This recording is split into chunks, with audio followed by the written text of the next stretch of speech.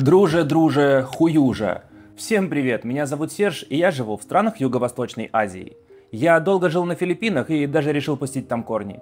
Построить небольшую, но уютную домик-студию, а может даже и не одну. В одной жить не тужить, а пара других сдавать в аренду. Но, увы, этой моей мечте не суждено было сбыться. В общем, продолжаю рассказывать, что там на данный момент происходит с моим делом о кидалове на Филиппинах. Начало этой истории вот тут, продолжение вот тут. Ну а данное видео уже получается третья серия моей мыльной оперы. Ну а прежде чем я начну свой рассказ, не поленись подписаться на канал и жмякнуть на колокольчик, чтобы не пропустить новые серии. Для тех, кто не в курсе, давайте я коротко напомню суть происходящего. Для реализации своей мечты я решил обзавестись кусочком земли у моря на Филиппинах. Владеть землей я, как иностранец, не могу, а могу лишь арендовать ее на долгий срок. Для этого я нашел классный участок в 10 соток недалеко от пляжа и морского заповедника с коралловым рифом и попросил своих филиппинских друзей купить этот участок для меня, чтобы я потом его у них и арендовал. Сказочный долбоеб. Затея арендовать землю непосредственно у друзей мне показалась хорошей идеей, так как, во-первых, при переносе права собственности, так называемого тайтла, я был бы уверен, что документы на землю приведены в порядок и не будет ситуации, когда спустя годы какие-нибудь забытые родственнички владельцев земли придут и начнут качать права. Ну а во-вторых, весомым аргументом в пользу этого сценария было то, что, имея тайтл под рукой, в случае чего землю в любой момент можно было бы продать. Так вот, часть моих средств была переведена фактическим владельцам земли как предоплата, ну а большую часть положил в карман мой филиппинский дружбан. Об этом я подробнее рассказывал в предыдущих сериях моего сериала. Тогда сериал закончился на том, что после публикации моего расследования филиппинский дружа конкретно напрягся от возможности повисания на нем уголовной ответственности и, что еще страшнее, общественного порицания. И сам предложил выплачивать украденные у меня средства постепенно в течение года, а соглашение об этом и график платежей зафиксировать в контракте, который мы бы с ним очно подписали и заверили у юриста. Я согласился на этот сценарий, а филиппинский дружа со своей стороны прислал черновик этого соглашения. Собственно, ради подписания этого договора в конце апреля 2025 года я и вернулся на Филиппины в город Думагете. Но первым делом для консультации я встретился с юристом, которого мне посоветовали знакомые. Очень суровый, но конкретный дядька. Я ему отправил все материалы и свое видеорасследование на английском, и первое, что он сделал, это наехал на меня самого. Ты знал, что иностранцы не могут покупать землю на Филиппинах? Знал. Так, какого хрена полез? Ну блин, чувак, во-первых, у вас куда ни плюнь, каждый второй участок земли так или иначе приобретен иностранцами. Вот и полез, потому что на других насмотрелся. У вас так-то это стандартная практика, и ты сам об этом прекрасно знаешь получше меня. Да и во-вторых, потому что адвокат, с которой я консультировался перед началом сделки, и который заплатил немаленькие деньги за полное документальное сопровождение этой самой сделки от ее начала и до ее конца, сказала, что все окей. Так можно. Давай нам свои деньги, и мы купим моему брату землю, а тебе сделаем необходимые документы. Очень крутой дядька, он буквально на атомы разложил мне мою ситуацию. Что касается предоплаты осевших продавцов, то при желании они могут признать договор купли-продажи, заключенный между ними и филиппинским дружей, недействительным, потому что дружа изначально скрыл меня и мои намерения. То есть, так сказать, он зашел в сделку с грязными руками. А недействительный договор не создает ни прав, ни обязательств. В таком случае любой филиппинский суд постановит, что ни я, ни этот ублюдок не имеем права ничего требовать от продавцов. И не важно, что на момент сделки у них не было документов, необходимых для продажи участка, и что они так никогда и не смогли их предоставить. Согласно филиппинским законам, при заключении сделок действует принцип buyer's away. Это как у нас клиент всегда прав, только наоборот. Здесь продавец всегда прав. Но вроде как они неплохие люди, просто без малейшего понимания, в каком состоянии у них документы на землю и как их исправить. Самое главное не это, а тот договор, который мерзавец предложил мне заключить. Дело в том, что он был в формате долговой расписки, и подписав онную, получается, что я не доверил чуваку средства на конкретную цель, а именно на покупку земли, а просто одолжил ему деньги на его собственные нужды. В таком случае дело автоматически становится гражданским и не может быть классифицировано как уголовное, а я уже не смогу упрекнуть его в том, что он использовал мои средства не по назначению. Если, подписав такую долговую расписку, дело все-таки дойдет до суда, то защита дружи может сослаться на принцип о равной вине сторон. Поскольку деньги изначально были переданы для осуществления, по сути, неправильной сделки, а именно то, что иностранец хотел купить землю на подставного филиппинца, то, что филиппинец на эту сделку согласился, и то, что его адвокат согласился документально провести эту сделку, то есть со всех сторон все неправы. В таком случае никто ни у кого ничего не имеет права требовать. И филиппинский суд с большой степенью вероятности постановит, что иностранец не имеет права в такой ситуации требовать возмещения средств. Наверное, в этом принципе и заключалась лазейка того договора, который предложил подписать мне Друже. А поэтому, в том виде, в каком он есть, мне этот договор подписывать было никак нельзя.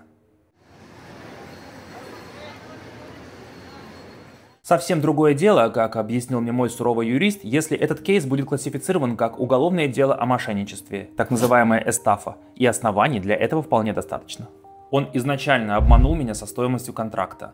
Он присвоил себе и использовал наличные нужды средства, которые были доверены ему на вполне конкретную цель. Он и его сестра-юрист изначально втянули меня в сделку, проводить которую по закону вообще не имели права. Изначально на этапе консультации перед сделкой скрыли от меня юридические нюансы, о которых я как иностранец понятия не имел, с целью личного обогащения. И если все-таки будет уголовное дело о мошенничестве, то оно уже будет звучать не как Сережа против Дружи, а как народ Филиппин против Дружи, а ублюдка в любом случае закроют, как минимум до слушания.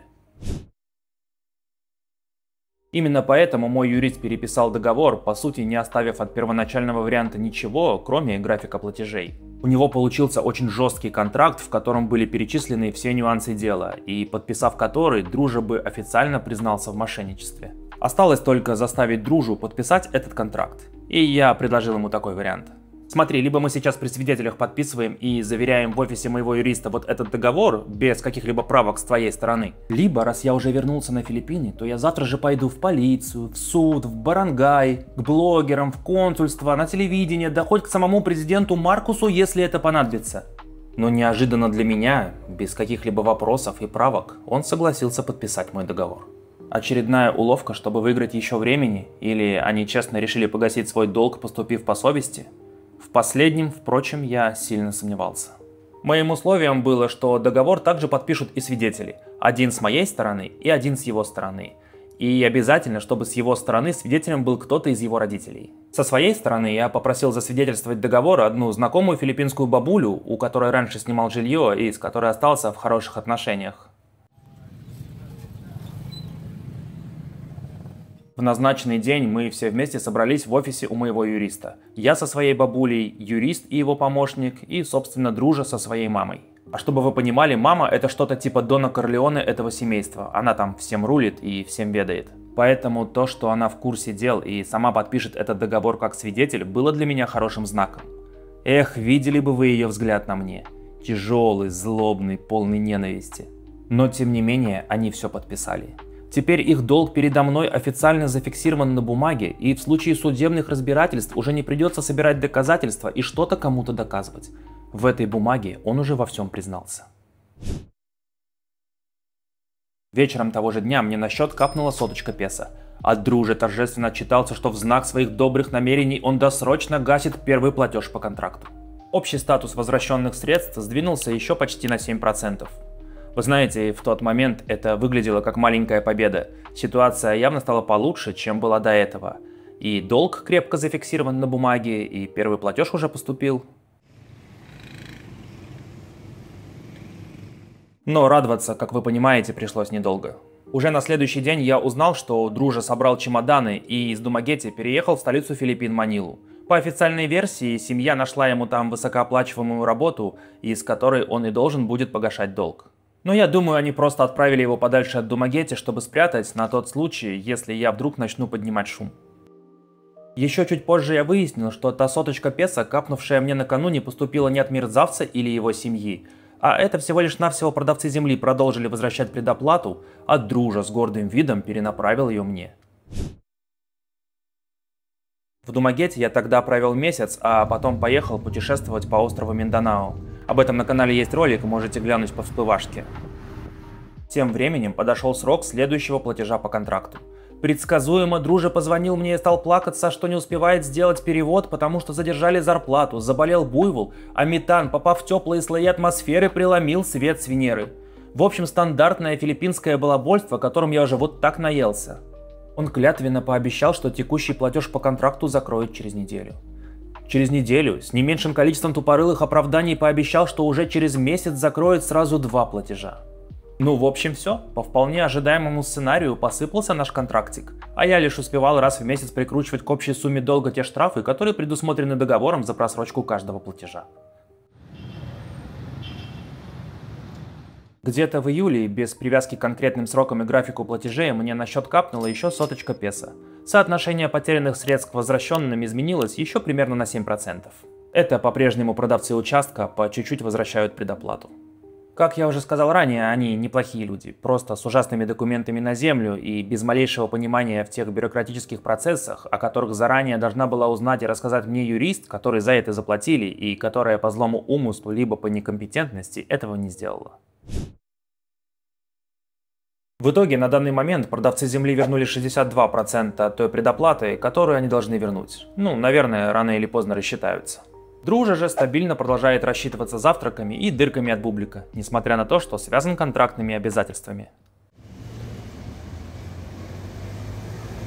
С июля месяца, что он, что его сестра-юрист, что его родители игнорируют все мои сообщения и не отвечают на мои звонки. Тотальный игнор. До конца года, пока действует этот договор, я не могу предпринимать против них никакие действия.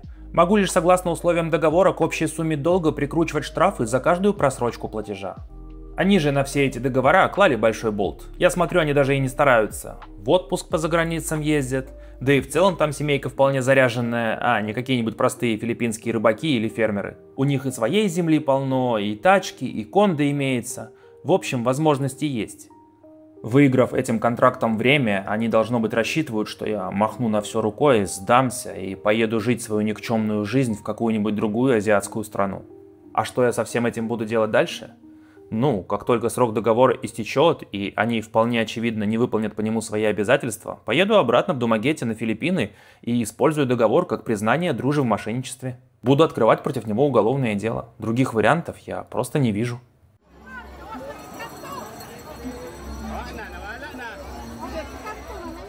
Если есть что сказать про мою ситуацию, напишите, пожалуйста, в комментариях. Спасибо, что посмотрели это видео, и по мере поступления новой информации буду держать вас в курсе. Всем удачи!